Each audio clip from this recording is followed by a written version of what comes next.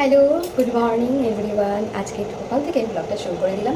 তো সকালবেলায় সবারই একটা চা খাওয়ার নেশা থাকে। আমার কিন্তু সেই নেশাটা খুব নেই বললেই চলে। খাই না আমি সকালবেলায় চা। তো সকালবেলায় ঘর টর পরিষ্কার করে স্নান করে পুজো টুজো করে চলে এসেছি রান্নাঘরে।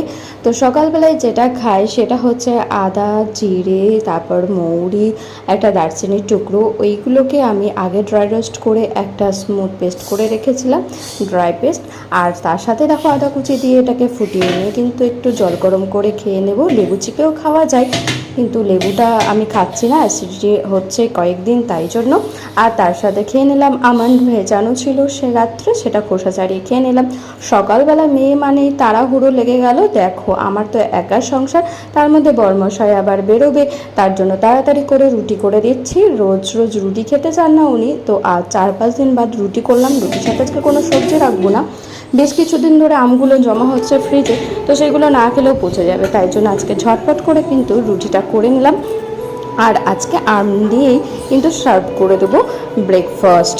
তো দেখো এই যে রুটি করছি, ময়দা মাখছি, আর এই যে আমরা যেমন ছোটোবেলায় দুষ্টুমি করতাম মায়ের কাছে ময়দা নেওয়ার জন্য, এই যে আমার ছোট্ট সোনাটাও কিন্তু সেটাই করে। এই হাসি মুখটা দেখার জন্যই কিন্তু ওয়েট করে থাকি। তো এই দেখো কথা বলতে বলতে কিন্তু আমার গরম জলটা হয়ে গেল। এটার বেনিফিটটা অবশ্যই তোমাদেরকে জানাবো। তো যদি কেউ জানতে চাও অবশ্যই কিন্তু কমেন্ট করো। আর ঝটপট যেহেতু আমার সময় নেই, তাই জন্য আম কাটারও একটা শর্ট ট্রিক্স দেখিয়ে দিলাম। মানে আমটা কেটে চামচ দিয়ে ছাড়িয়ে এইভাবেই পরিবেশন করে দিলাম।